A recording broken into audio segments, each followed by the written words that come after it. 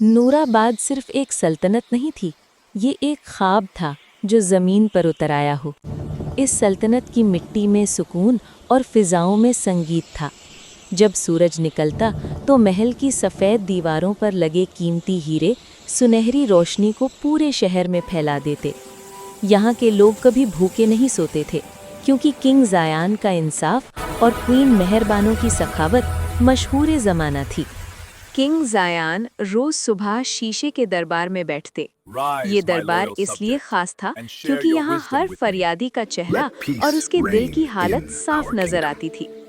Queen मेहरबानो महल के अंदर एक छोटा सा मदरसा और शिफा खाना चलाती थीं, जहाँ वो खुद मरीजों की तीमारदारी करती थीं।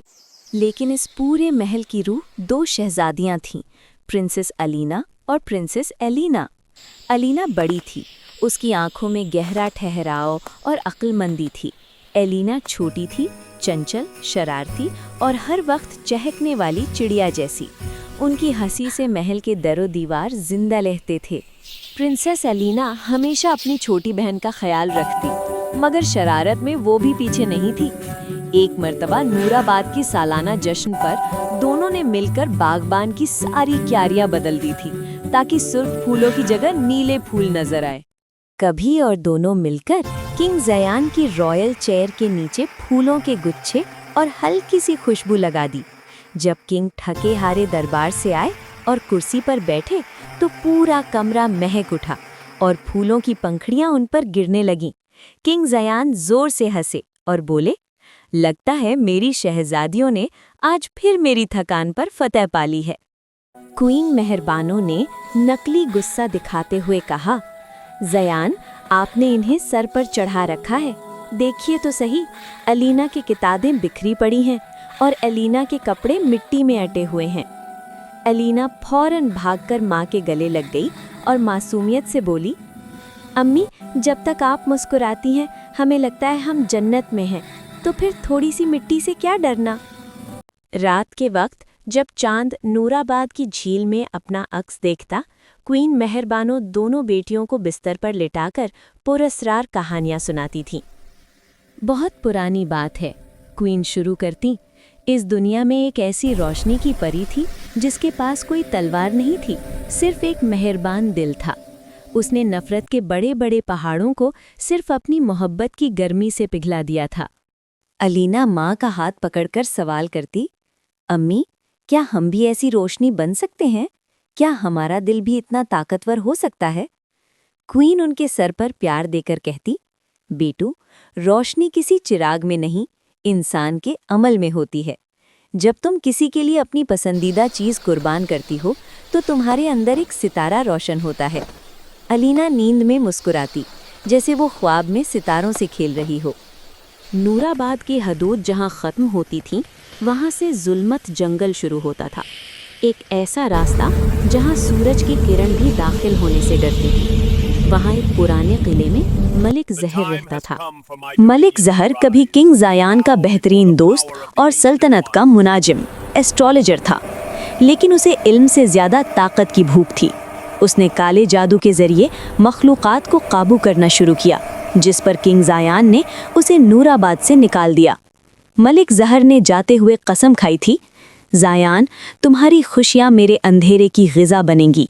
रोशनी बनाई नहीं जाती, सिर्फ छीनी जाती है, और मैं तुमसे तुम्हारी सबसे बड़ी रोशनी छीन लूँगा।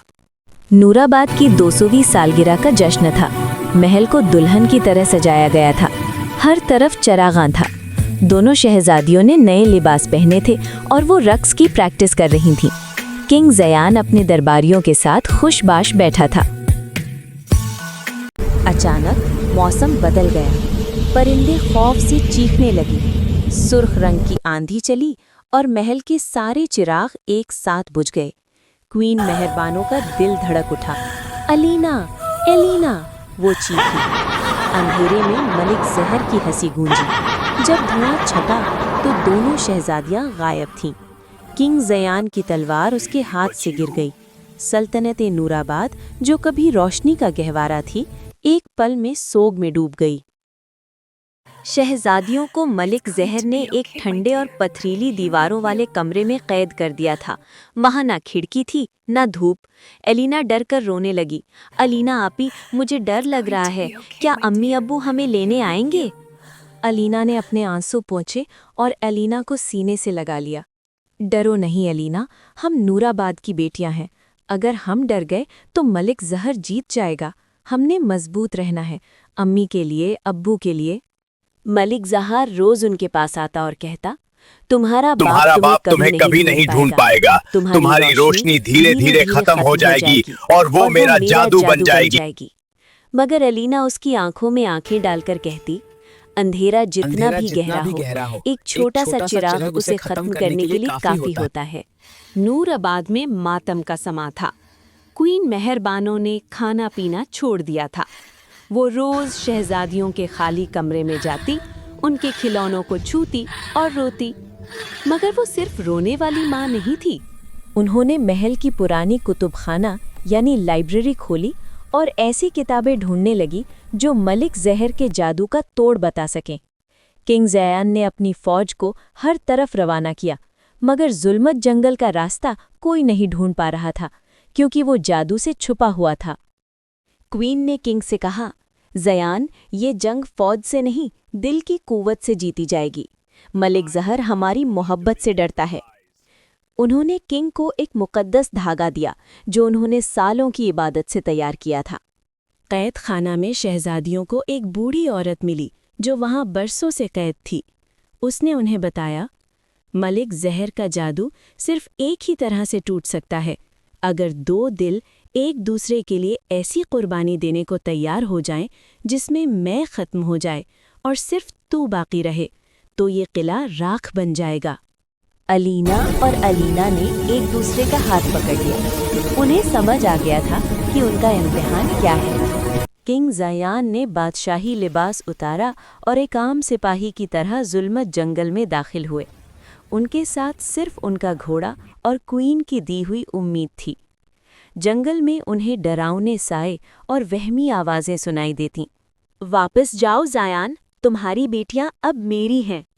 ملک زہر کی آواز درختوں سے آتی، مگر کنگ زیان کو ہر طرف اپنی بیٹیوں کی ہنسی سنائی دیتی۔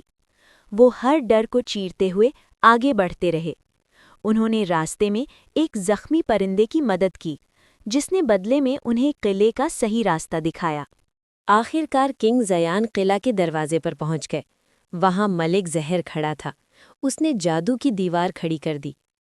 زیان، اگر تم اندر آنا چاہتے ہو تو تمہیں اپنی یادداشت دینی ہوگی۔ تم اپنی بیٹیوں کو بچا تو لوگے، مگر کبھی جان نہیں پاؤ گے کہ یہ تمہاری بیٹیاں ہیں۔ ملک زہر نے شرط رکھی۔ کنگ زیان نے بنا سوچے کہا، مجھے منظور ہے، ان کی زندگی میری پہچان سے زیادہ عظیم ہے۔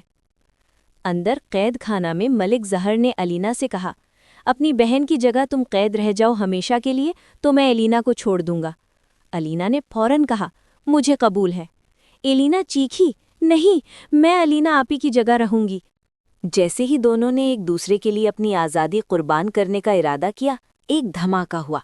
ان کے دلوں سے ایک ایسی روشنی نکلی جس نے قلعہ کی دیواروں کو مٹی بنا دیا۔ ملک زہر کا کالا جادو اس روشنی کی تاب نہ لا سکا۔ کنگ زیان نے دیکھا کہ ان کی بیٹیاں روشنی کے ہلے میں باہر آ رہی ہیں۔ ملک زہر نے آخری وار کیا، مگر کوئین مہرمانوں کی دعائیں اور کنگ کی ہمت نے اسے شکست دے دی۔ ملک زہر اپنی ہی نفرت کی آگ میں جل کر راکھ ہو گیا۔ نور آباد کی فضاؤں میں اچانک ٹھنڈی ہوا چلنے لگی۔ سلطنت کے لوگ جو غمزدہ تھے، انہیں محسوس ہوا کہ ان کا سکون واپس آ رہا ہے۔ جب کنگ زیان دونوں بیٹیوں کو لے کر محل پہنچے تو کوئین مہربانوں نے ان کا استقبال آنسوؤں اور دعاؤں سے کیا۔ نور آباد کو پھر سے سجایا گیا، مگر اس بار روشنی پہلے سے زیادہ تھی۔ کنگ زیان نے دربار میں کھڑے ہو کر کہا، آج ہم نے صرف اپنی بیٹیوں کو نہیں پایا، بلکہ یہ سیکھا ہے کہ جب تک ہم ایک دوسرے کے لیے قربانی دینے کا جذبہ رکھتے ہیں، کوئی اندھیرا ہمیں ہرا نہیں سکتا۔ الینا اور الینا اب صرف شرارتی شہزادیاں نہیں تھیں، وہ نور آباد کی محافظ بن چکی تھیں۔ انہوں نے مل کر سلطنت میں نئے باغات لگائے اور لوگوں کو سکھایا کہ محبت ہی سب سے بڑا جادو ہے۔